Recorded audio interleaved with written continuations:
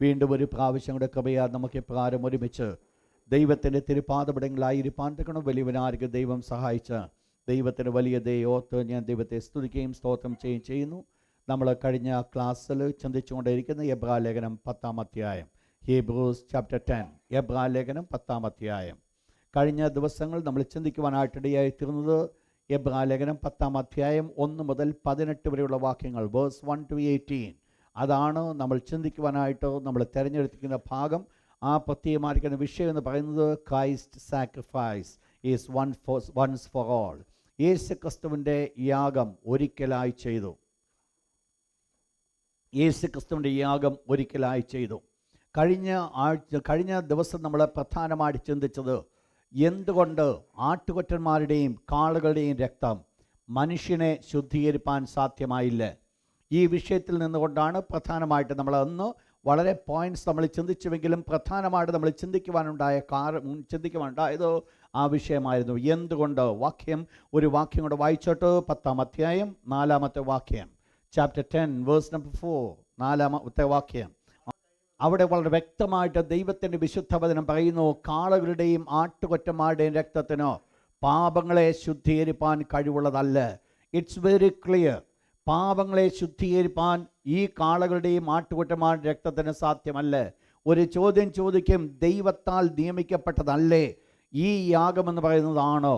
എന്നാൽ ദൈവത്തിൻ്റെ തിരുവചനം പറയുന്നു, ഈ യാഗങ്ങൾക്ക്, ഈ കാളുകളുടെയും ആട്ടുകൊറ്റന്മാരുടെയും രക്തത്തിന് പാപങ്ങളെ മോചിപ്പാൻ കഴിവുള്ളതല്ല. പ്രധാനമായിട്ട് ചില ചിന്തകൾ കഴിഞ്ഞ ആഴ്ച നമ്മൾ ചിന്തിക്കുവാനായിട്ടിടയായി തീർന്ന രാത്രി അടുത്ത വിഷയത്തിലേക്ക് ഞാൻ കടന്നു വരുവാൻ പോകുകയാണ്. അതിൻ്റെ 5-ാമത്തെ വാക്യം മുതൽ 9-ാമത്തെ വാക്യം വരെ, വേഴ്സ് 5 to 9, നമ്മളെല്ലാവരും ഒരുമിച്ച് ചേർന്ന് ആ വാക്യം വായിപ്പാൻ പോകുകയാണ്. Hebrews chapter 10 verse number 5 to 9, 5 മുതൽ 9 വരെയുള്ള വാക്യങ്ങൾ. എല്ലാവരും അല്പശബ്ദമുയർത്തി ആ വാക്യം ഒന്ന് വായിച്ചോട്ടോ.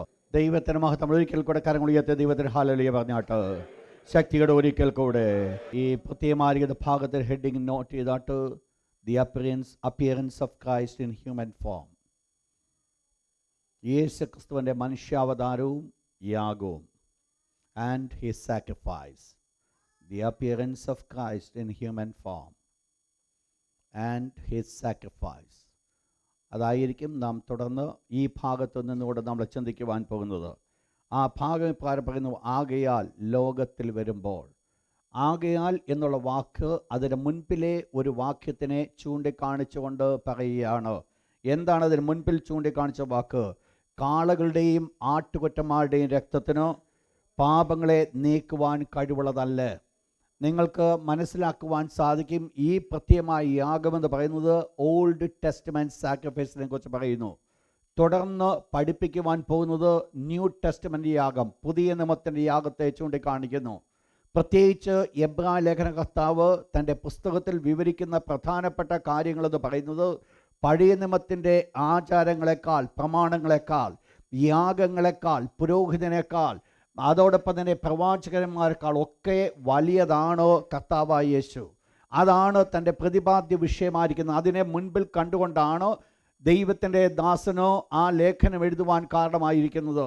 അപ്പോൾ ഈ ലേഖനത്തിൽ നിന്നുകൊണ്ട് ഇപ്രകാരം പറയുന്നു, ആകയാൽ ലോകത്തിൽ വരുമ്പോൾ. അപ്പോൾ ആരോ ലോകത്തിലേക്ക് വരുന്നതാണോ ഇതിൻ്റെ പശ്ചാത്തലം? എപ്പോൾ വരുന്നു എന്നുള്ളത് ഒരു പ്രധാനപ്പെട്ട വിഷയമാണ്. നമ്മൾ മനസ്സിലാക്കി, കാളകളുടെയും ആട്ടുകൊറ്റന്മാരുടെയും രക്തത്തിനോ പാപങ്ങളെ മോചിപ്പാൻ കഴിവുള്ളതല്ല. അപ്പോൾ പാപങ്ങളെ മോചിപ്പാൻ കഴിവുള്ളതല്ലായിരുന്നിട്ടും ദൈവം ആ പഴയ നിയമത്തിൽ യാഗങ്ങളെ കൊടുക്കുവാനായിട്ട് കാരണമായി തീർന്നു.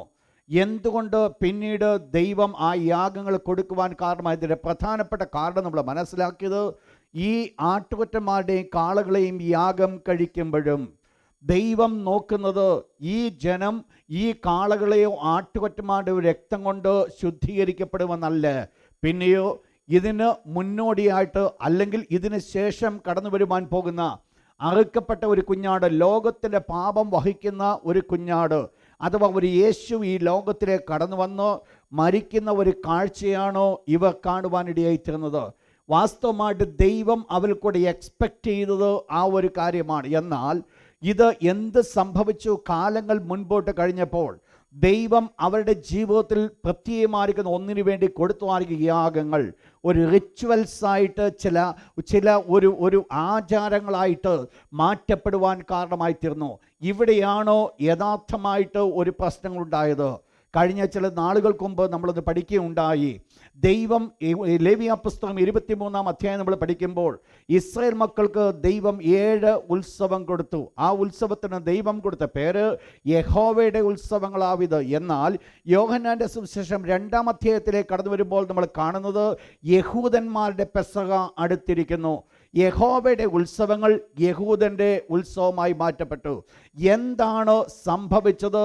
ദ റിയൽ എസൻസ് അവിടുന്ന് മാറ്റപ്പെട്ടു.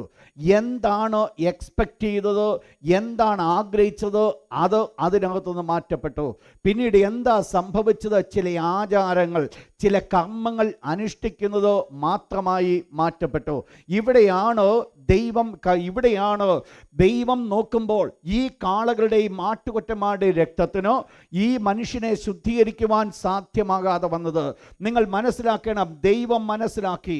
ദൈവം പ്രത്യേകിച്ച് ഈ ഒരു സന്ദർഭത്തിലേക്ക് കടന്നു വരുമ്പോൾ ദൈവം തന്നെ പറയുന്നൊരു കാര്യമുണ്ട്. എനിക്ക് എന്തിനാണ് ഈ യാഗങ്ങൾ? നിങ്ങളോട് ആരാ പറഞ്ഞത് ഈ യാഗം കൊണ്ടുവരാൻ? നിങ്ങൾ ശ്രദ്ധിച്ചോണം, സ്വർഗത്തിലെ ദൈവമാണ് ഇവരോട് ഈ യാഗങ്ങളെ കൊണ്ടുപോകാൻ പറഞ്ഞതെങ്കിലും ദൈവം ഇപ്പോൾ തിരിച്ച് അവരോട് ചോദിക്കുകയാണ്, ആരാണ് നിങ്ങൾ യാഗം കൊണ്ടുവരാനായിട്ട് നിങ്ങളോട് പറഞ്ഞത്? ആർക്ക് വേണ്ടിയാണ് നിങ്ങൾ യാഗം കൊണ്ടുവന്നത്? നിങ്ങൾക്കറിയാം, വ്യക്തമായിട്ട് മോശയ്ക്ക് കൊടുത്ത ഉടമ്പടിയിൽ കൂടെ ദൈവം ഇസ്രായേൽ മക്കളുമായിട്ട് ഉടമ്പടിയിൽ നിന്നുകൊണ്ട് ഇസ്രായേൽ മക്കൾ യാഗം കൊണ്ടുവരണമെന്ന് ദൈവം നിയമിച്ചുവെങ്കിലും ഇപ്പോൾ സ്വർഗത്തിലെ ദൈവം ചോദിക്കുന്നത് എന്തിനോ നിങ്ങൾ ഈ യാഗം കൊണ്ടുവരുന്നു? ഒരു വാക്യം ഒന്ന് വായിച്ചോട്ടെ. യെശയ്യാ പ്രവചനത്തിലേക്ക് നമ്മൾ വായിച്ച ആ ചിന്തയിലേക്കൊന്ന് കടന്നു വന്നാട്ടെ. യെശയ്യാ പ്രവചനം 1-ാം അധ്യായം അതിൻ്റെ 11 മുതലുള്ള വാക്യങ്ങൾ ഒന്ന് വായിച്ചാട്ടെ. ദൈവം ചോദിക്കുന്നൊരു ചോദ്യമാണ് നിങ്ങളുടെ ഹനനയാഗങ്ങളുടെ ബാഹുല്യം. നിങ്ങളുടെ ഹനനയാഗം എന്ന് പറഞ്ഞു കഴിഞ്ഞാൽ എന്താണ് നിങ്ങൾക്കറിയാം? പൂർണ്ണമായി ദൈവത്തിന് യാഗം അർപ്പിക്കുക, പരിപൂർണമായിട്ട്, അതിൽ ഒന്നും തന്നെ മിച്ചം വെക്കുന്നില്ല. ഇത് സമ്പൂർണ്ണ ഹോൾ ബിലോങ്സ് ടു ഗാഡ്.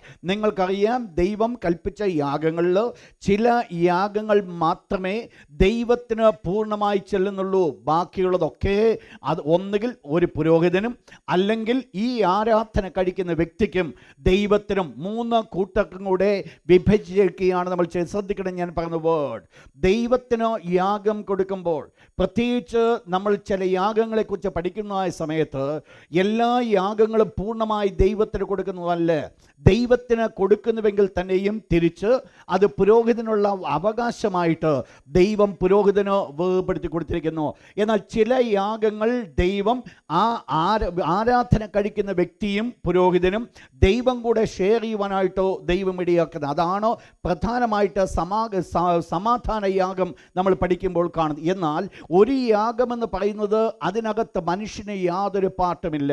നിൽക്കുന്ന പുരോഹിതനും ഒരു പാട്ട്, കംപ്ലീറ്റ്ലി ദൈവത്തിന് വേണ്ടി അത് പൂർണ്ണമായി തീർക്കുകയാണ്.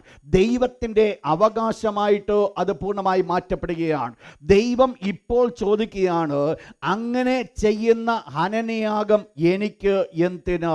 അപ്പോൾ ദൈവത്തിന് വേണ്ടി പൂർണ്ണമായി കൊടുത്ത യാഗമാണെങ്കിലും ഇപ്പോൾ ദൈവം ചോദിക്കുന്ന ഒരു കാര്യമുണ്ട്, ഇത് എനിക്ക് എന്തിന്? ദൈവം അവകാശപ്പെട്ടതാണ്. താഴോട്ട് വായിച്ചോട്ടത്.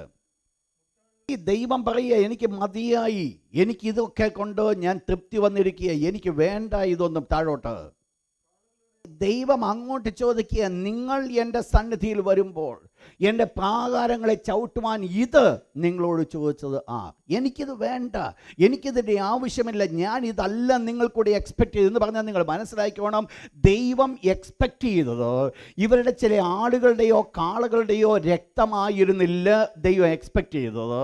പിന്നെയോ അതിന് അപ്പുറമായിട്ട് മറ്റെന്തൊക്കെയോ ദൈവം ആഗ്രഹം. ശ്രദ്ധിക്കണേ, ഞാൻ ഈ പറഞ്ഞ വേർഡ്, യാഗം കർത്താവായ യേശു ക്രിസ്തുവിന് നിഴലാകുന്നുവെങ്കിൽ, യാഗവസ്തു കർത്താവായ യേശു ക്രിസ്തുവിന് വൈറലാകുന്നുവെങ്കിൽ ഇന്ന് രാത്രി നമ്മൾ മനസ്സിലാക്കേണ്ട ഒരു കാര്യമുണ്ട്. ദൈവത്തിൻ്റെ അടുക്കിലേക്ക് ഞാൻ കടന്നു വന്നിരിക്കുമ്പോൾ എൻ്റെ യാഗവസ്തുവിൽ ദൈവം പ്രസാദിക്കുന്നുവോ എന്നുള്ളത് ഒരു പ്രധാനപ്പെട്ട വിഷയമാണ്. ദൈവത്തിൻ്റെ മുൻപാകെ എന്തെങ്കിലും ഒന്ന് കാട്ടിക്കൂട്ടിയാൽ ദൈവം പ്രസാദിക്കും എന്നുള്ളത് നമ്മൾ ചിന്തിക്കരുത്. അങ്ങനെ ഉണ്ടായിരുന്നുവെങ്കിൽ ദൈവം കയ്യിൻ്റെ യാഗത്തിൽ പ്രസാദിച്ചേനെ. കയ്യിൻ്റെ യാഗത്തിൽ ദൈവം പ്രസാദിക്കാതിരുന്നതിൻ്റെ കാരണം ഒരു വ്യക്തി യാഗം കഴിക്കുമ്പോൾ കാണേണ്ടതായിരിക്കുന്ന അടിസ്ഥാനപരമായിരിക്കുന്ന ഒരു കാര്യം ഈ യാഗത്തിൽ ഇല്ലായിരുന്നു എന്നുള്ളത്. അതുകൊണ്ടാണ് ദൈവം അതിനെ വെറുക്കുവാൻ കാരണം.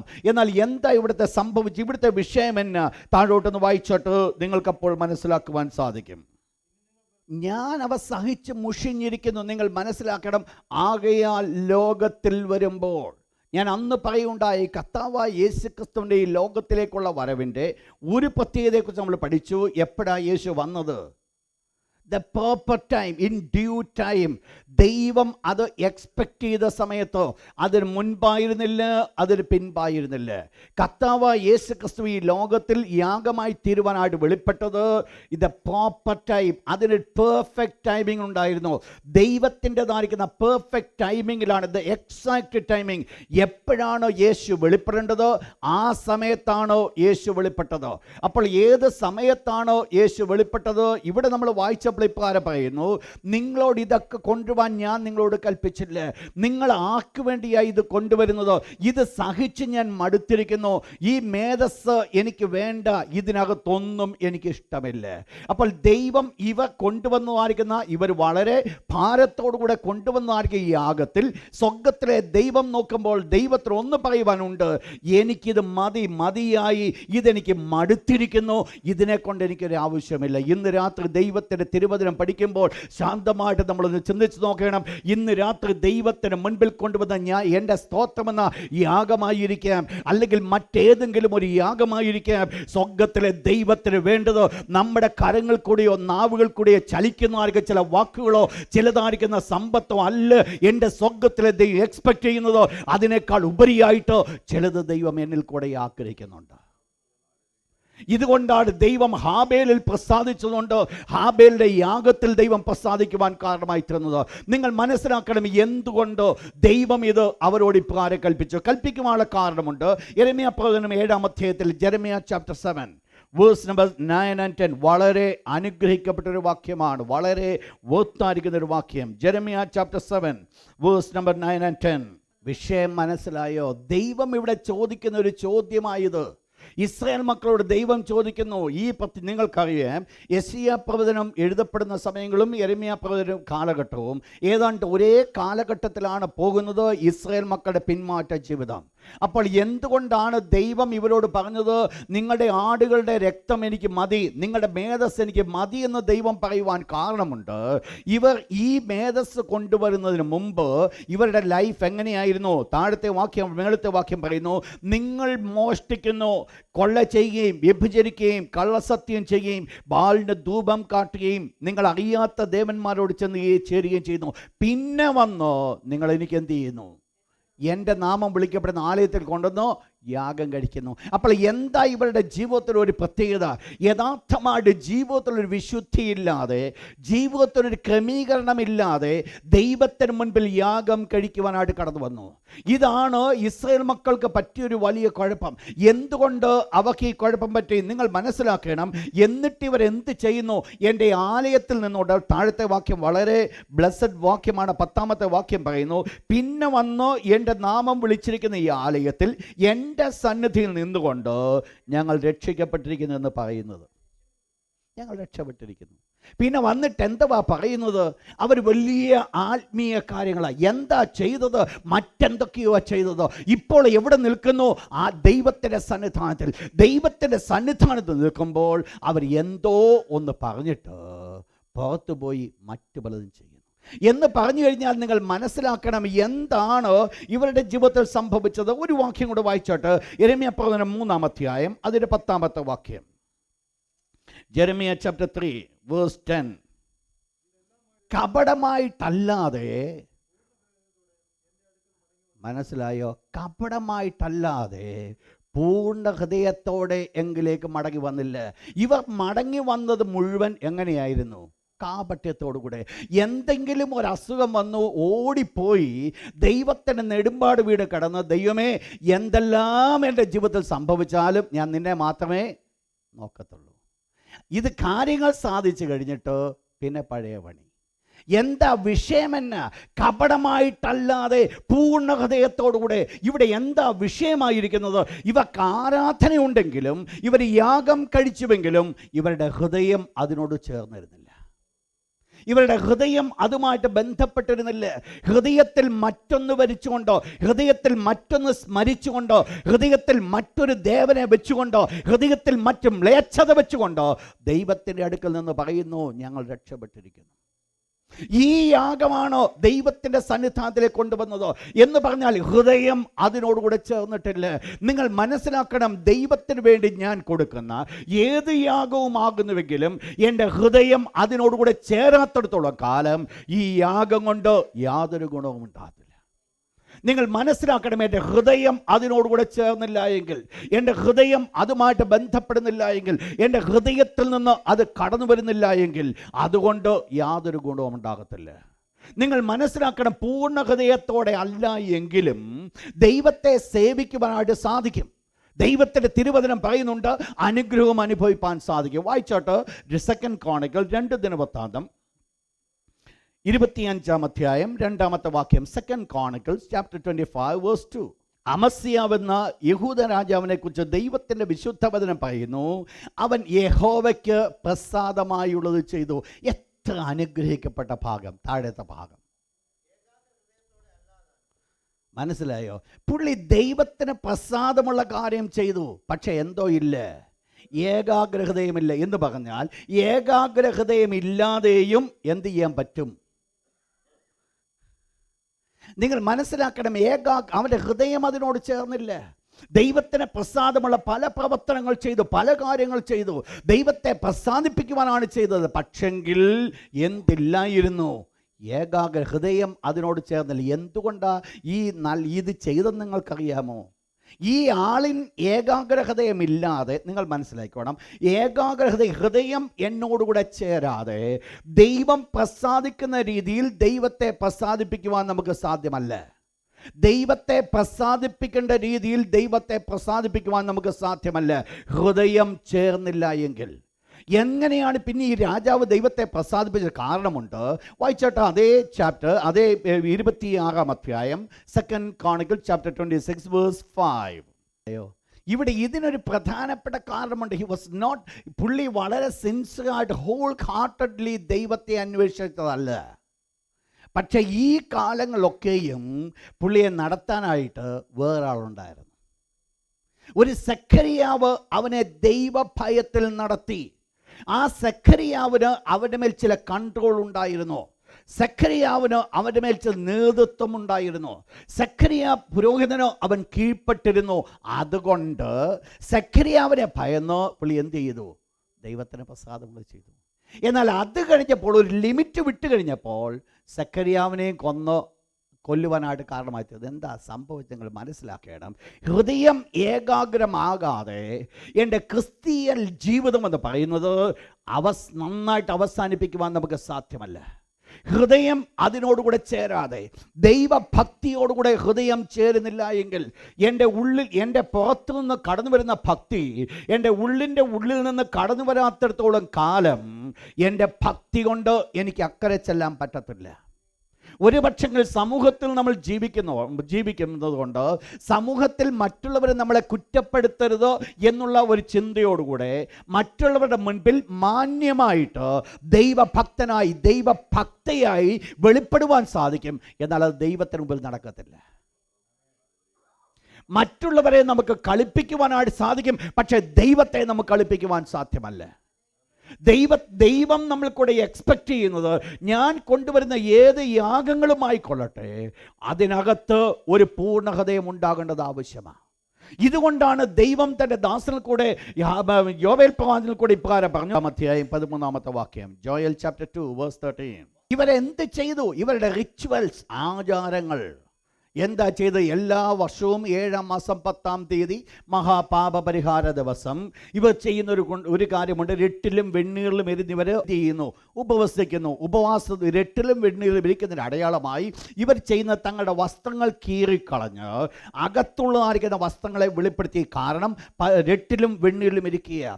ഇത്രമാത്രം പ്രയാസകരമായിരിക്കുന്ന അവസ്ഥയിൽ കൂടെ ലോകത്തിന് മുൻപിൽ അവർ അനുദപിക്കുന്നു എന്ന് കാണിച്ചുകൊണ്ട് അവർ ഇരിക്കുന്നുവെങ്കിലും ദൈവം ആ ജനത്തെ നോക്കിക്കൊണ്ട് ഇപ്രകാരം പറയുന്നു, നിങ്ങളുടെ ഈ പുറമേയുള്ള ഈ വസ്ത്രം കീറലല്ല എനിക്ക് പ്രസാദമുള്ളത്, നിങ്ങളുടെ ഹൃദയങ്ങളെയാ കീറേണ്ടത്.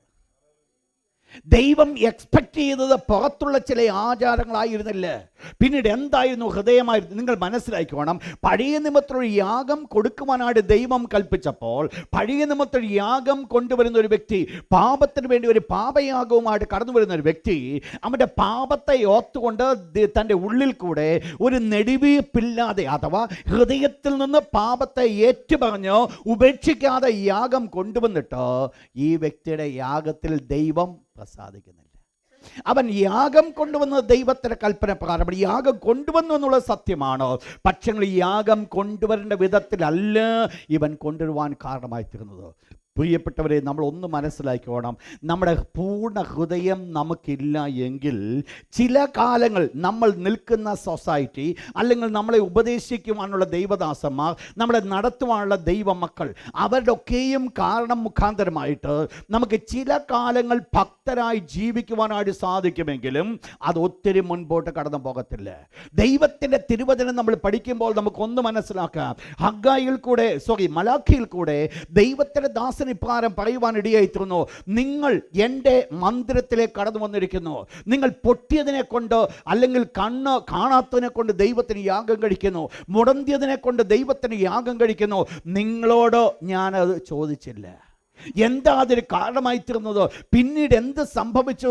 ദൈവത്തിൻ്റെ സന്നിധിയിൽ ഊനമില്ലാത്തത്, കളങ്കമില്ലാത്തത് ദൈവത്തിന് മുൻപാകെ കൊണ്ടുവരണമെന്ന് സ്വർഗത്തിലെ ദൈവം കൽപ്പിച്ചപ്പോൾ അവരുടെ ഹൃദയം ദൈവത്തിൽ നിന്ന് അന്യപ്പെട്ട് കഴിഞ്ഞപ്പോൾ അവർക്ക് ഊനമില്ലാത്തെന്നുള്ള അവർക്കൊരു പ്രശ്നമായിരുന്നില്ല.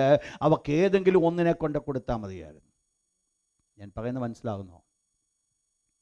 അവർ ദൈവം എക്സ്പെക്റ്റ് ചെയ്തത് ഊനമില്ലാത്തത്, കളങ്കമില്ലാത്തത്, ഒരു കുറവുമില്ലാത്ത ഒരു മൃഗത്തെ കൊണ്ട് യാഗം കഴിക്കുവാൻ ദൈവം കൽപ്പിച്ചപ്പോൾ ഇവർക്ക് വേണ്ടുന്നത് മറ്റൊന്നേ ഉണ്ടായിരുന്നുള്ളൂ. ഇവർക്ക് ഏതിനെങ്കിലും ഒന്നിനെ കൊണ്ട് ഈ യാഗം കഴിക്കുക.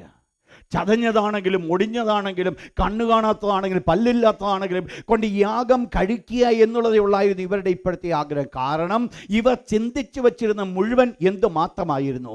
ഇത് ദൈവം കൽപ്പിച്ചിട്ടുണ്ട്, അതുകൊണ്ട് ഞാനത് ചെയ്യണം. ജസ്റ്റ് പുറമേ ചില ആചാരങ്ങൾ ചെയ്യുന്നുവെന്നല്ലാതെ അതിൻ്റെ ഹൃദയത്തിൽ നിന്ന് അതിനകത്തേക്ക് യാതൊന്നും കടന്നു പോയിട്ടില്ല. ഇന്ന് രാത്രി ശ്രദ്ധിച്ചോണേ, ദൈവം ആകയാൽ ലോകത്തിൽ വരുമ്പോൾ ലോകത്തിൽ വരുവാനുള്ള ഒരു കാരണമെന്ന് പറയുന്നത് കാളുകളുടെയും ആട്ടുകൊറ്റന്മാരുടെയും യാഗങ്ങൾക്ക് മനുഷ്യനെ ശുദ്ധീകരിക്കുവാൻ സാധ്യമല്ലെന്ന് മനസ്സിലാക്കിയപ്പോൾ റോമലേഖനം 1-2 അധ്യായങ്ങൾ നമ്മൾ പഠിക്കുമ്പോൾ ഒരു വ്യത്യാസമില്ല, എല്ലാവരും പാപം ചെയ്ത് ദൈവ തേജസ് ഇല്ലാത്തവർ തീർന്നുവെന്ന് പറഞ്ഞപ്പോൾ ഒരു മനുഷ്യനും പാപത്തിൽ രക്ഷപ്പെടുവാൻ സാധ്യമല്ലെന്ന് ദൈവത്തിന്റെ തിരുവചനത്തിൽ കൂടെ ദൈവം വെളിപ്പെടുത്തിയപ്പോഴാണ് ദൈവം തന്റെ പുത്രനെ ലോകത്തിലേക്ക് അയച്ചത്. ഏതെങ്കിലും ഒരു സമയത്തല്ല അയച്ചത്, വ്യക്തമായിട്ട് ദൈവത്തിന് മുൻപാകെ അത് വെളിപ്പെടുത്തി. മനുഷ്യൻ്റെ കരങ്ങളുടെ പ്രവർത്തനങ്ങൾ, മനുഷ്യൻ്റെതായിരിക്കും ചില പ്രമാണങ്ങൾ, ചില ആചാരങ്ങളോട് അവൻ നന്നാകുവാൻ സാധിക്കുമായിരുന്നു. എന്നാൽ അതേ ആചാരങ്ങൾ കൊണ്ട് അവൻ കഷ്ടത അനുഭവിക്കുവാനായിട്ട് കാരണമായി തീർന്നു. എന്താ സംഭവിച്ചത്? അത് എന്തായി മാറ്റപ്പെട്ടു? അത് വെറും ആചാരങ്ങളായി മാറ്റപ്പെട്ടത്. ഞാൻ ഓർപ്പിക്കട്ടെ പ്രിയപ്പെട്ടവരെ, ദൈവസന്നിധിയിൽ നാം കടന്നു വരുന്ന ഓരോ കാര്യങ്ങളും, ദൈവത്തിന് ഞാൻ കൊടുക്കുന്ന ഓരോ കാര്യങ്ങളും, ദൈവത്തിന് മുൻപാകെ ഞാൻ പ്രാർത്ഥിക്കുന്ന പ്രാർത്ഥനയായിക്കൊള്ളട്ടെ, ദൈവത്തിന് മുൻപാകെ തിരുവചനം വായിക്കുന്ന ഞാൻ കൊടുക്കുന്ന സമയമായിക്കൊള്ളട്ടെ, ദൈവത്തിന് വേണ്ടി ഞാൻ കൊടുക്കുന്ന എന്തെങ്കിലും സാമ്പത്തികമായ കാര്യമായിക്കൊള്ളട്ടെ, അതുമാത്രമല്ല എല്ലാ വെള്ളിയാഴ്ചയും ആരാധനയ്ക്ക് വരുന്നതായിക്കൊള്ളട്ടെ, ഇതൊരു പതിവായി കഴിഞ്ഞാൽ ഈ പതിവ് കൊണ്ട് ദൈവത്തിന് യാതൊരു പ്രസാദവുമില്ല. നിങ്ങൾ ശ്രദ്ധിക്കുക, നിങ്ങൾ മനസ്സിലാക്കുക. ഒരു പതിവിലേക്ക് ഞാൻ മാറ്റപ്പെട്ട് കഴിഞ്ഞാൽ ഈ പതിവ് കൊണ്ട് ദൈവത്തിനൊരു പ്രസാദമില്ല. ഞാൻ പറയട്ടെ, ദൈവത്തെ ഹൃദയം കൊണ്ട് വിളിക്കുന്ന ഒരു ദൈവത്തിൻ്റെ പൈതലിന് പോലും അവൻ കടന്നു വരുന്നത് സാധാരണയായിട്ട് പതിവായിട്ട് കടന്നു വരുന്നത് ഉണ്ടാകുമായിരിക്കാം. എന്നാൽ അവൻ്റെ ജീവിതത്തിൽ ഒരു പതിവ് ഒരനുഭവമായിരിക്കത്തില്ല. അതിനൊരു പ്രത്യേകതയുണ്ട്. കാരണം അവൻ്റെ ഹൃദയം അതിനോട് ചേർന്നിരിക്കുക. ദൈവ സന്നിധാനത്ത് സമയം ചെലവഴിക്കുമ്പോൾ അവനൊരു പുതിയൊരു അനുഭവമുണ്ട്. ഇന്നലത്തെ ഒരു അനുഭവമല്ല ഇന്ന് പകലിൽ പ്രാപിക്കുന്ന അനുഭവം. ഇന്ന് പകൽ പ്രാപിച്ചാൽ ഇന്ന് രാത്രിയിലത്തെ അനുഭവത്തിന് വ്യത്യാസമുണ്ട്. എന്താ വ്യത്യാസമുണ്ടാകുവാൻ കാരണം? എൻ്റെ ഹൃദയം എൻ്റെ യാഗത്തോട് ചേർന്നു. എൻ്റെ ഹൃദയം എൻ്റെ യാഗവുമായിട്ട് ബന്ധപ്പെട്ടു. എൻ്റെ ഹൃദയം എൻ്റെ യാഗത്തോട് ചേർന്നു. പഴയ നിയമത്തിൽ സംഭവിച്ചതാണ്. കർത്താവായ യേശുക്രിസ്തുവിൻ്റെ യാഗത്തിൽ മാത്രമേ രക്ഷപ്പെടുവാൻ സാധ്യതയുള്ളൂ എന്ന് മനുഷ്യൻ മനസ്സിലാക്കേണ്ട. യാഗങ്ങൾ കഴിച്ചിട്ട് ഒരു ഭാഗം വരെയും അവർ ചിന്തിച്ചുകൊണ്ട് മുൻപോട്ട് കഴിക്കുവാൻ ഇടയായിത്തീർന്നുവെങ്കിലും കാലങ്ങൾ മുൻപോട്ട് കടന്നുപോയപ്പോൾ അതൊരാചാരമായി മാറ്റപ്പെട്ടു. അതുകൊണ്ട് എന്ത് സംഭവിച്ചു? ദൈവത്തിന് ഇതെല്ലാ യാഗങ്ങളും രക്തങ്ങൾ, ആട്ടുകൊറ്റന്മാരുടെ കാളകളുടെ രക്തങ്ങൾ എല്ലാം ഒരു പരാജയമായി തീർന്നപ്പോൾ സ്വർഗത്തിലെ ദൈവം നോക്കി മനുഷ്യനെ രക്ഷപ്പെടുത്തുവാൻ മറ്റൊരു മാർഗമില്ലെന്ന് വെളിപ്പെടുമ്പോൾ ഇവിടെ ഒരു സംഭവം നടക്കുകയാണ്. ആകയാൽ ലോകത്തിൽ വരുമ്പോൾ ആര് വരുന്നു? ദൈവത്തിന് അനാദികാലം മുതലുള്ളതായിരിക്കും ദൈവത്തിന് മുൻനിശ്ചയമാണോ തൻ്റെ പുത്രനെ ഈ ലോകത്തിലേക്ക് അയക്കുമെന്ന്. പക്ഷേ തൻ്റെ പുത്രൻ ലോകത്തിലേക്ക് വരുമ്പോൾ എന്ത് വേണമായിരുന്നു? ദൈവത്തിൻ്റെ തിരുവചനം പറയുന്നു, ഒരു ശരീരം നീ എനിക്ക് ഒരുക്കിയിരിക്കുന്നു.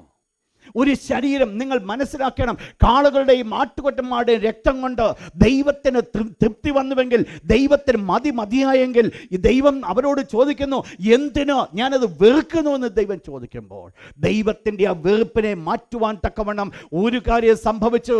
വാസ്തവത്തിൽ ദൈവമായിരുന്നവൻ ഒരു ജഡത്തിലേക്ക് കടന്നു വന്നു. നീ എനിക്കൊരു ശരീരം ഒരുക്കിയിരിക്കുന്നു, നീ എനിക്കൊരു ശരീരം ഒരുക്കിയിരിക്കുന്നു. എന്താ ശരീരത്തിനെ പറ്റി നിങ്ങൾക്കറിയാം. നമ്മൾ തുടർന്ന് ചിന്തിക്കുവാൻ പോകുന്ന ആ ഭാഗമാണ്. അതിൻ്റെ എബ്രായലേഖനം 10-ാം അധ്യായത്തിലേക്ക് വീണ്ടും കടന്നു വന്നാട്ടെ. എബ്രായലേഖനം 10-ാം അധ്യായം, ഹീബ്രൂസ് ചാപ്റ്റർ 10 വായിച്ചോട്ട്. 5 മുതൽ 7 വരെയുള്ള വാക്യങ്ങൾ വായിച്ചോട്ട്.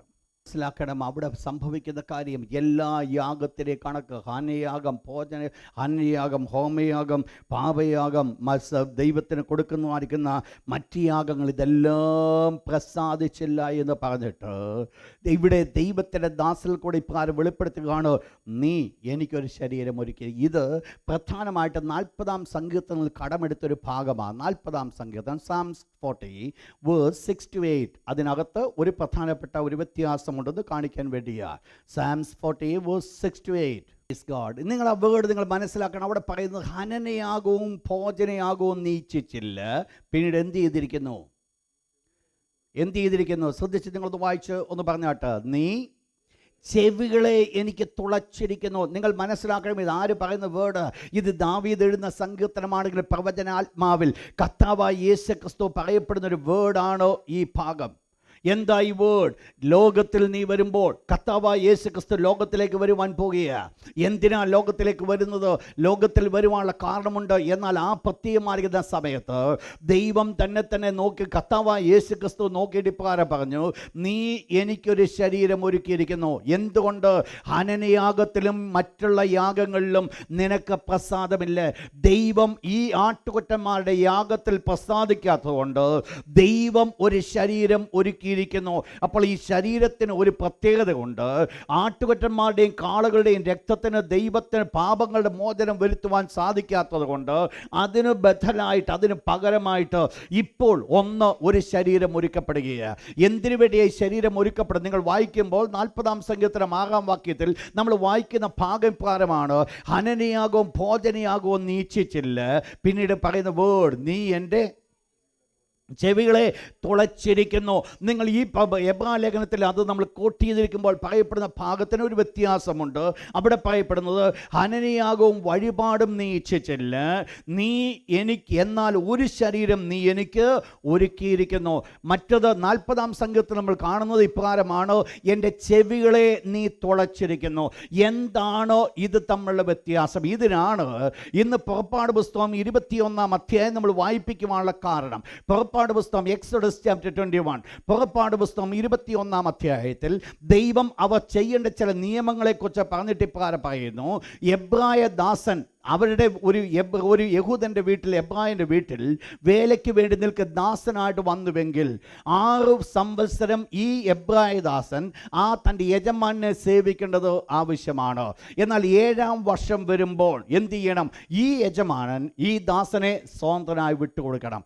ഈ ദാസൻ ഭാര്യയോടുകൂടെ ചേർന്നാണ് ഈ വീട്ടിൽ വന്നുവെങ്കിൽ ഈ യജമാനൻ അവനെയും അവൻ്റെ ഭാര്യയെയും വെറുതെ ഫ്രീ ആയിട്ട് വിട്ടുകൊടുക്കണം. എന്നാൽ ഈ ദാസൻ കടന്നു വന്നത് ഏകനായിട്ട് കടന്നു വന്നതിന് ശേഷമായിട്ട് യജമാനൻ അവന് ഭാര്യയെ അവൻ്റെ വിവാഹം നടത്തുകയും ഭാര്യയും മക്കളും ഒക്കെ ജനിപ്പിച്ചു എങ്കിൽ ഇവൻ ചെയ്യേണ്ട ഒരു കാര്യമുണ്ട്.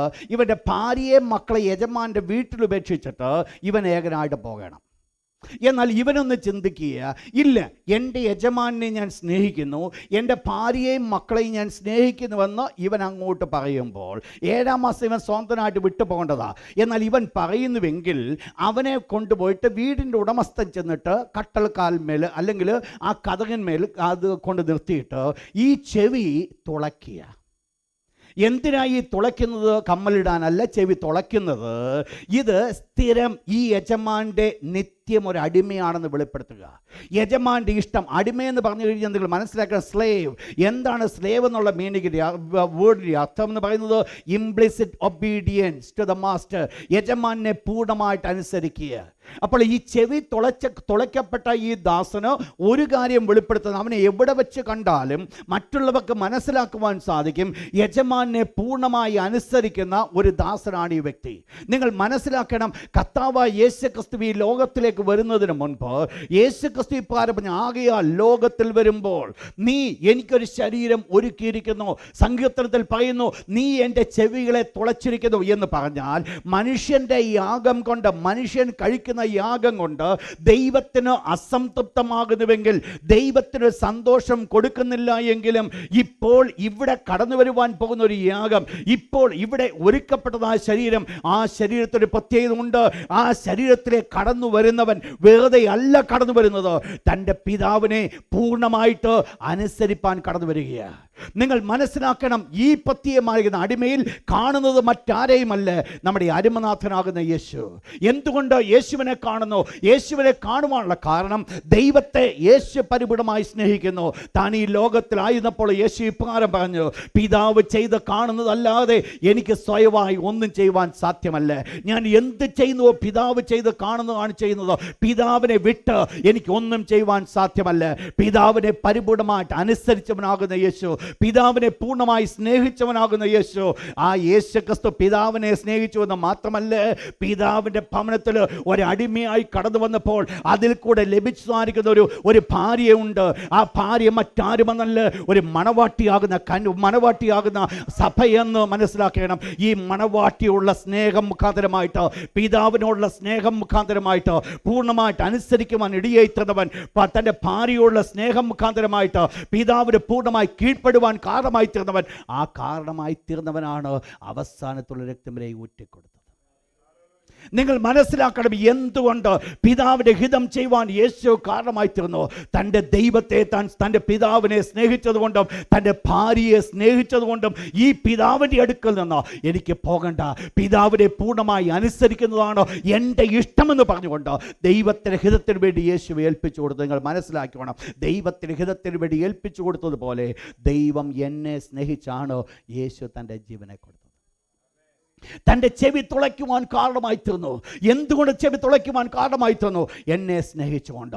എന്നെ കേൾക്കുന്ന ദൈവത്തിൻ്റെ മക്കളോട് ഞാൻ ഓർപ്പിക്കട്ടെ, പ്രിയപ്പെട്ടവരെ, ദൈവത്തിൻ്റെ ദാസനെ പറയുന്നു, എനിക്ക് വേണ്ടി ഒരു ശരീരം നീ ഒരുക്കിയിരിക്കുന്നു. എന്താ അവിടെ പറയപ്പെടുന്നത്? നിങ്ങൾ ആ വാക്യത്തിൽ നിന്നുകൊണ്ട് ഒരു കാര്യം കൂടെ മനസ്സിലാക്കണം. ആകയാൽ ലോകത്തിൽ വരുമ്പോൾ ഹനനയാകും വഴിപാട് നീ ഇച്ഛിച്ചില്ല, എന്നാൽ നീ ഒരു ശരീരം നീ എനിക്ക് ഒരുക്കിയിരിക്കുന്നു. ആര് വരുമ്പോൾ? നിങ്ങൾ മനസ്സിലാക്കണം, മനസ്സിലാക്കണം. ആകയാൽ ലോകത്തിൽ വരുമ്പോൾ, ആര് വരുമ്പോൾ? കർത്താവായ യേശു വരുമ്പോൾ എന്ത് ചെയ്തിരിക്കുന്നു? ലോകത്തിൽ എനിക്ക് നീ ഒരു ശരീരം ഒരുക്കിയിരിക്കുന്നു. ആരായി ഈ വേർഡ് പറയുന്നത്? അരിമനാഥനാകുന്ന യേശു. എപ്പോഴാ പറയുന്നത്? ഈ ലോകത്തിൽ ശരീരമായിട്ട് വെളിപ്പെടുന്നതിന് മുൻപ് യേശു പറയുകയാണ്, ആകയാൽ ലോകത്തിൽ വരുമ്പോൾ നീ എനിക്കൊരു ശരീരം ഒരുക്കിയിരിക്കും എന്ന് പറഞ്ഞാൽ മറിയയുടെ ഗർഭത്തിൽ വെച്ച് ഉടലെടുത്ത ഒരു ജീവനല്ല എൻ്റെ അരിമനാഥന്റെ ജീവൻ. അതിനു മുൻപേ അവനുണ്ടായിരുന്നു. ഹിസ് പ്രീ എക്സിസ്റ്റൻസ്, അവൻ മുന്നമേ അവനുണ്ടായിരുന്നു. നിങ്ങൾ മനസ്സിലാക്കുകയും ചിന്തിക്കുക, അവൻ മുന്നമേ ഉണ്ടായിരുന്നു. ആകയാൽ ലോകത്തിൽ വരുമ്പോൾ നീ എനിക്കൊരു ശരീരം ഒരുക്കിയിരിക്കുന്നു. ഈ ശരീരം ആരൊരുക്കിയതാ? ഈ ശരീരം ആർക്ക് മനസ്സിലായി? യേശുവിന് മനസ്സിലായി. ഇതെങ്ങനെ മനസ്സിലായി? ഇതാണ് ദൈവത്തിൻ്റെ ദാസനിപ്രകാരം പറയുന്നത്. യോഹന്നാന്റെ സുവിശേഷം 1-ാം അധ്യായം 1-2 വാക്യം, ആദിയിൽ വചനമുണ്ടായിരുന്നു, വചനം ദൈവത്തോടു കൂടിയായിരുന്നു, വചനം ദൈവമായിരുന്നു. എന്നിട്ട് 14-ാമത്തെ വാക്യത്തിൽ ഇപ്രകാരം പറയുന്നു, വചനം ജഡമായി തീർന്നു. എന്താ വാസ്തവത്തിൽ സംഭവിച്ചത്? ആദിയിൽ ദൈവമായിരുന്നവൻ. എങ്ങനെ ദൈവമായിരുന്നു? ആദിയിൽ വചനമാം ദൈവമായിരുന്നവൻ. എന്നിട്ട് എന്ത് സംഭവിച്ചു? ഈ വചനമാണ് ജഡമായി തീരുവാനിടയായി തീർന്നത്. ഒരു കുഞ്ഞ് ജനിക്കുന്ന ഒരു ജനനം ആയിരുന്നില്ല അരിമരക്ഷിതാവായ യേശു ക്രിസ്തു കൂടെ ഉടവായത്. നിങ്ങൾ മനസ്സിലാക്കണം, ദൈവത്താൽ ഒരുക്കപ്പെട്ട ശരീരത്തിലേക്ക് ആ ജീവൻ കടന്നില്ല. ഏത് ജീവൻ? ആദിയിൽ ആ ദൈവം ആര്? ദൈവം ആത്മാവാകുന്നു. ആത്മാവാകുന്ന ദൈവം ത്രിത്വത്തിൽ രണ്ടാം ആളത്വം വഹിച്ചുകൊണ്ടിരുന്ന ഒരു ദൈവം. അന്ന് പുത്രനില്ല, അന്ന് പിതാവില്ല, പിന്നെയോ ദൈവം മാത്രമേ ഉള്ളൂ. ത്രിയേക ദൈവം മാത്രമേ ഉള്ളൂ. ദൈവത്തിന് പുത്രനോ മകനോ അന്നില്ല. എന്നാൽ കർത്താവായ യേശു ക്രിസ്തു ഈ ഭൂമിയിൽ കടന്നു വരുന്ന മുൻപ് ഒറ്റ വേടേ ഉണ്ടായിരുന്നുള്ളൂ, എലോഹീം, ദൈവം എന്നുള്ളൊരു വേടേ ഉണ്ടായിരുന്നുള്ളൂ. എന്നാൽ എന്ത് സംഭവിച്ചു? യേശു ഈ ലോകത്തിൽ ജനിക്കപ്പെടുവാൻ സാധ്യമായി തീർന്ന സമയത്ത് അവിടെയാണ് ഒരു പുത്രൻ ജനിക്കുവാനിടയായി തീർന്നത്. അതിനു മുൻപ് പുത്രനില്ല, പുത്രൻ്റെ ആവശ്യമില്ല. എന്നാൽ ആരായി പുത്രനായി ജനിച്ചത്? വചനമാം ദൈവം. ദൈവത്തിൻ്റെ വിശുദ്ധ വചനം പറയുന്നു, ആദിയിൽ വചനമുണ്ടായിരുന്നു, വചനം ദൈവത്തോടു കൂടിയായിരുന്നു, വചനം ദൈവമായിരുന്നു. ദൈവമായിരുന്ന വചനം ആരായി മാറ്റപ്പെട്ടു? ജഡമായി തീർന്നു. എങ്ങനെ ജഡമായി തീർന്നു? അതിന് ആര് ജഡമുണ്ടാക്കി? ജഡമുണ്ടാക്കിയത് രണ്ടുപേര് പേഴ്സണലി ബന്ധപ്പെട്ടുകൊണ്ടല്ല ജഡമുണ്ടായത്. പിന്നെയോ നീ എനിക്കൊരു ശരീരം ഒരുക്കിയിരിക്കുന്നു.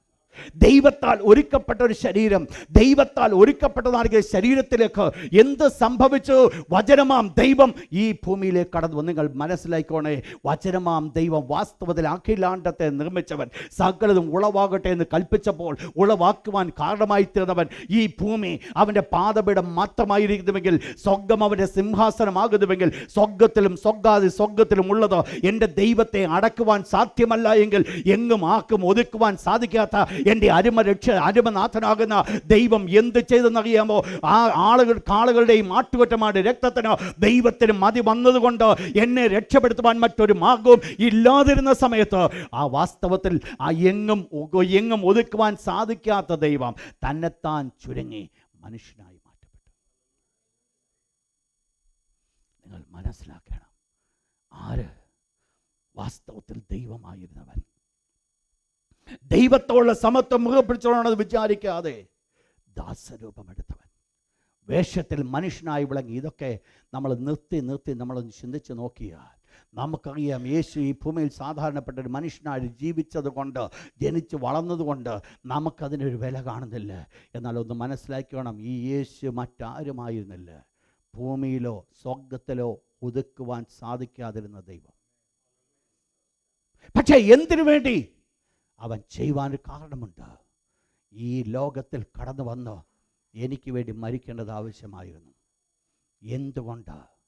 എന്നെ രക്ഷപ്പെടുത്തുവാൻ മറ്റൊന്നുമില്ലാതിരുന്നപ്പോൾ, കാളകളുടെയും ആടുകളുടെയും രക്തം കൊണ്ട് ദൈവത്തിന് മതിയായി എന്ന് ദൈവത്തിൻ്റെ വിശുദ്ധ വചനത്തിൽ ദൈവം അതിനെ വളരെ ഹീനമായി മാറ്റിക്കളഞ്ഞപ്പോൾ, മാനവജാതിയെ രക്ഷിപ്പാൻ ഒരു മാർഗമില്ലാതിരുന്നിട്ട് സ്വർഗത്തിലെ ദൈവം മനുഷ്യനായി ലോകത്തിലേക്ക് കടന്നു വന്നു. നിങ്ങളൊന്ന് മനസ്സിലാക്കണം, എത്ര വലിയ ഒരു പ്രവൃത്തിയാണ് യേശു ചെയ്തത്. എന്തിനാണ് ഇത് ചെയ്തത്? യേശു ചെയ്തത് ദൈവത്തിന് കാളുകളുടെയും ആട്ടുകൊറ്റന്മാരുടെ രക്തം മതിയായി. ഇനിയും അതുകൊണ്ട് രക്ഷപ്പെടാൻ സാധ്യമല്ല. ഇനി അതുകൊണ്ട് കാര്യങ്ങളില്ല. എന്താ അതിന് കാരണം? അവർ ഒരു വെറും ആചാരങ്ങളാക്കി അത് മാറ്റി. അത് റിയലി ലൈഫിൻ്റെ ഒരു അനുഭവമായിരുന്നില്ല, വെറും ചില ആചാരങ്ങൾ, റിച്വൽസായിട്ട് അത് മാറ്റപ്പെട്ടു. നിങ്ങൾ മനസ്സിലാക്കണേ, നിങ്ങളുടെ ജീവിതത്തിൽ ഈ ഒരു ചെറിയ കാര്യം നിങ്ങൾ ചിന്തിച്ചോണ്ട് ലോകത്തിൽ നിങ്ങൾ എവിടെ വേണേലും നിങ്ങളായിക്കോ, പക്ഷെങ്കിൽ നിങ്ങൾ ചെയ്യുന്ന ഏതെങ്കിലും ഒരു കാര്യങ്ങൾ ഒരു പതിവാകുന്നുവെങ്കിൽ, എന്ന് പറഞ്ഞാൽ പതിവ് ചെയ്യുവാൻ സാധിക്കും, വെറും ഒരാചാരം മാത്രമാകുന്നുവെങ്കിൽ അതുകൊണ്ട് യാതൊരു ഗുണവുമില്ല. ഞാൻ പ്രാർത്ഥിക്കേണ്ടത് കൊണ്ട് പ്രാർത്ഥിക്കുന്നത് പറയുന്നതിനകത്ത് കാര്യങ്ങളൊന്നുമില്ല. പ്രാർത്ഥിക്കണമെങ്കിൽ ഉള്ളിൽ ആ സന്തോഷം വേണം. അല്ലാതെ ചെന്നിരുന്ന് പ്രാർത്ഥിക്കുന്നത് കൊണ്ട് യാതൊരു ഗുണവും ഉണ്ടാകത്തില്ല. വെറുതെ കുറച്ച് സമയം മെനക്കെടുത്താമെന്നല്ലാതെ വേറെ യാതൊരു ബെനിഫിറ്റും ഉണ്ടാകത്തില്ല. ദൈവത്തിൻ്റെ വചനം വായിക്കേണ്ടതുകൊണ്ട് വായിക്കുന്നുവെന്നുള്ളതല്ല, അതിനകത്തൊരാഗ്രഹം ജീവിതത്തിൽ കടന്നു വരണം. നിങ്ങൾ മനസ്സിലാക്കണം, ജീവിതത്തിൽ മാറ്റങ്ങൾ വരുവാനുള്ള ഒരേ ഒരു കാരണമാണ് എപ്പോൾ അത് ആചാരത്തിൽ നിന്ന് മാറി അത് ജീവിതത്തിൻ്റെ ഇഷ്ടമായി മാറ്റപ്പെടുമോ അവിടെയാ മാറ്റങ്ങൾ കടന്നു വരുന്നത്. ഇല്ലാത്തിടത്തോളം കാലം നത്തിങ്. ഇവിടെ തിരിച്ച് കടന്നു വന്നാട്ടെ, വായിച്ചാട്ട് വീണ്ടും ഒരിക്കൽ കൂടെ അതിൻ്റെ 9-ാമത്തെ വാക്യം. ഇതാ നിൻ്റെ ഇഷ്ടം ചെയ്യുവാൻ ഞാൻ വരുന്നു. നിങ്ങൾ മനസ്സിലാക്കണം, എന്തുകൊണ്ട് ദൈവത്തിന് ഇഷ്ടമില്ല? ഇവർ ചെയ്തത് മുഴുവൻ ദൈവത്തെ അനുസരിക്കാതെ ചെയ്യുന്ന പ്രവർത്തനങ്ങൾ. അതുകൊണ്ടാണ് ദൈവത്തിന് ഇഷ്ടമല്ലാതിരുന്നത്. നിങ്ങൾ മനസ്സിലാക്കണം, ദൈവത്തെ ഞാൻ അനുസരിക്കാതെ എന്ത് ചെയ്താലും അതിനകത്ത് ദൈവം ഇഷ്ടപ്പെടുമെന്ന് ചിന്തിക്കരുത്. ഒരു പക്ഷെങ്കിൽ ഇന്നും ദൈവം നമ്മളോട് കൃപ കാണിക്കുന്നുണ്ട്. അതിൻ്റെ പ്രധാനപ്പെട്ട കാരണമെന്ന് പറയുന്നത് കൃപായുഗമായതുകൊണ്ട്. ഇത് കൃപായുഗമായതുകൊണ്ട് നമ്മൾ വെറുതെ ഒത്തിരി നന്മകൾ നമ്മൾ അനുഭവിക്കുക.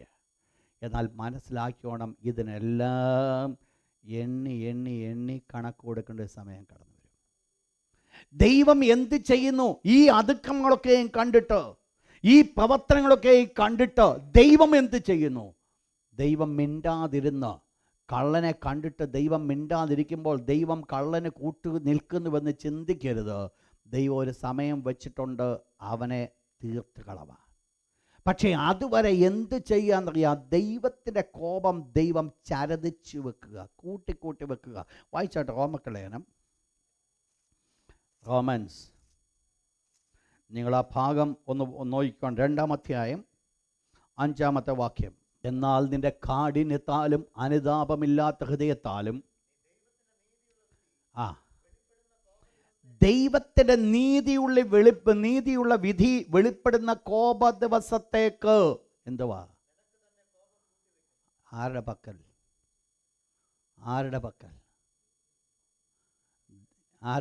ദൈവം മിണ്ടാതിരിക്കുന്നതിൻ്റെ കാരണം ഒരു സമയം വരുമ്പോൾ ദൈവം അങ്ങ് എക്സ്പ്ലോഡഡ് ആകും. നമ്മൾ അറിയത്തില്ലയോ? ഒത്തിരി ക്ഷമിച്ച് അവസാനം വരുമ്പോൾ എന്ന് വായിത്തീരും, ഒന്ന് എക്സ്പ്ലോഡ് ചെയ്യും എന്ന് പറഞ്ഞതുപോലെ ദൈവം എക്സ്പ്ലോഡ് ചെയ്യുന്നൊരു സമയമുണ്ട്. എന്തുകൊണ്ടാണ് ദൈവം എക്സ്പ്ലോഡ് ചെയ്യുവാൻ കാരണമുണ്ട്. ദൈവം ഈ പ്രവർത്തനങ്ങളൊക്കെ കണ്ടിട്ട് മിണ്ടാതിരിക്കുവാനുള്ള കാരണം, ദൈവം ആഗ്രഹിക്കുന്ന ഏതെങ്കിലും വിധത്തിൽ രക്ഷപ്പെട്ടോട്ടെ എന്നാ.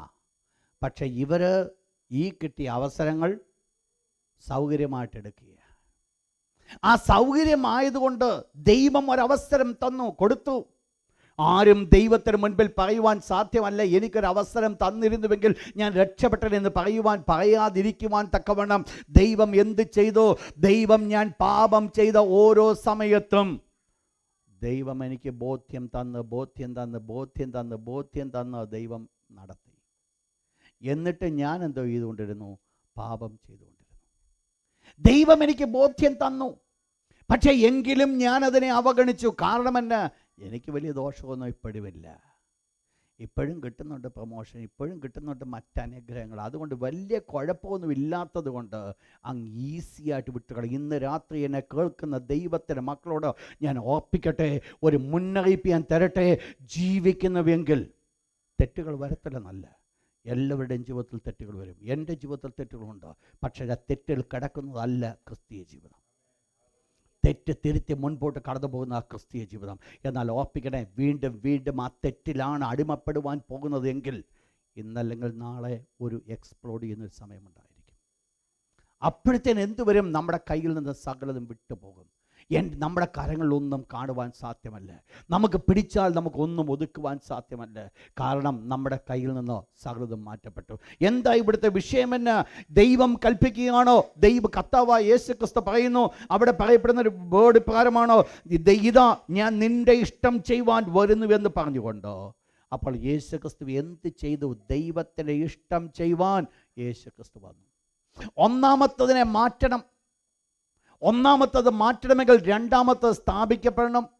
രണ്ടാമത്തത് സ്ഥാപിക്കപ്പെടണമെങ്കിൽ ഒന്നാമത്തത് യോഗ്യമല്ല, അത് പ്രയോജനമില്ലാത്തതായി മാറ്റപ്പെടണം. ഓൾറെഡി അത് പ്രയോജനമില്ലാത്തതെന്ന് വെളിപ്പെടുത്തിയപ്പോൾ കർത്താവായ യേശുക്രിസ്തു ചെയ്തു നൽകിയ കാര്യം, ഇതാ ഞാൻ വരുന്നു. എന്തിനാ ഞാൻ വരുന്നത്? പുസ്തക ചുരുളി എന്നെക്കുറിച്ച് എഴുതിയിരിക്കുന്നു, ദൈവമേ നിന്റെ ഇഷ്ടം ചെയ്യുവാൻ ഞാൻ വരുന്നു. അപ്പോൾ പുസ്തക ചുരുളിൽ എന്തൊക്കെയോ എന്നെക്കുറിച്ച് എഴുതിയിട്ടുണ്ട്, ആ ചെയ്യുവാനാണ് ഞാൻ വരുന്നത്. ദൈവത്തിൻ്റെ വചനത്തിൽ എന്നെക്കുറിച്ച് ചില എഴുതിയിട്ടുണ്ട്, അത് നിവർത്തിക്കുവാനാണ് ഞാൻ വരുന്നത്. ഇന്ന് നോക്കണമേ പ്രിയപ്പെട്ടവരെ, കർത്താവായ യേശുക്രിസ്തുവിനെക്കുറിച്ച് പലതും ദൈവത്തിൻ്റെ വചനത്തിൽ രേഖപ്പെടുത്തി അത് പ്രവചനങ്ങളായിട്ട് കാണുവാൻ സാധിക്കുന്നുണ്ട്. അത് യേശുക്രിസ്തുവിൻ്റെ ജീവിതത്തിൽ ഒന്നൊന്നായിട്ട് നിറവേറ്റപ്പെട്ടുകൊണ്ടേ ഇരിക്കുന്നു. ഇനിയുള്ളത് നിറവേറ്റപ്പെടുക തന്നെ ചെയ്യും. അതുകൊണ്ട് ഒരു കാര്യം ചിന്തിക്കരുത്, എന്നെക്കുറിച്ച് ഒന്നും എഴുതിയിട്ടില്ല എന്ന്. എന്നെക്കുറിച്ച് കൊണ്ട് പലതും. ദൈവത്തിൻ്റെ തിരുവചനം എടുത്ത് നോക്ക്. ദൈവത്തിൻ്റെ വിശുദ്ധവചനം പറയുന്ന 1-ാം സങ്കീർത്തനത്തിൽ നോക്കിയാൽ തന്നെ എന്നെക്കുറിച്ച് അവിടെ കാണുവാൻ സാധിക്കുന്നത് എന്തുവാണെന്നറിയാമോ? ദുഷ്ടന്മാരുടെ ആലോചനപ്രകാരം നടക്കരുത് കുഞ്ഞേ എന്ന് എന്നോട് ദൈവം ആലോചന പറഞ്ഞിരിക. പരിഹാസത്തിൽ ഇരിപ്പെടുത്തി ഇരിക്കരുത് കുഞ്ഞേ എന്ന്. യഹോവയുടെ ന്യായപ്രമാണത്തിൽ സന്തോഷിക്കണ കുഞ്ഞേ എന്ന്. ഇത് ആക്കുള്ളതാ. എൻ്റെ ജീവിതത്തിൻ്റെ ഉദ്ദേശം എന്തായിരിക്കണം? എന്നെക്കുറിച്ചുള്ളത് എനിക്കൊന്ന് നിറവേറ്റപ്പെടണം. ദൈവമേ നിന്റെ ഇഷ്ടം ചെയ്യുവാൻ വളരെ ഈസിയാണ് പറഞ്ഞു വിടാൻ. ശബ്ദമുയർത്തിയോ എങ്ങനെ വേണം ശക്തമായിട്ടൊക്കെ പറയാൻ സാധിക്കും. പക്ഷെങ്കിൽ പേഴ്സണൽ ലൈഫിലേക്ക് കടന്നു വരുമ്പോഴാണ് ഇതിനകത്തെ ബുദ്ധിമുട്ട് വരുന്നത്. ദൈവം എക്സ്പെക്റ്റ് ചെയ്യുന്നത് എന്നെക്കുറിച്ച് ദൈവം ഒരു ദൈവ പൈതലായിട്ട് ഞാൻ ആയിരിക്കുമ്പോൾ എന്നെക്കുറിച്ച് ദൈവം എക്സ്പെക്റ്റ് ചെയ്യുന്ന പല കാര്യങ്ങൾ ദൈവവചനത്തിൽ ഓൾറെഡി രേഖപ്പെടുത്തിയിട്ടുണ്ട്. അത് ചെയ്യുവാൻ, അത് തികയ്ക്കുവാൻ ദൈവത്തിന് എന്നെക്കുറിച്ച് ആഗ്രഹിക്കുന്നുണ്ട്. കർത്താവായ യേശുക്രിസ്തു ചെയ്തത് അത് തന്നെയാണ്. പുസ്തകച്ചുരുളിൽ എന്നെക്കുറിച്ച് എഴുതിയിരിക്കുന്നു, ദൈവമേ നിന്റെ ഇഷ്ടം ചെയ്യുവാൻ ഞാൻ വരുന്നു.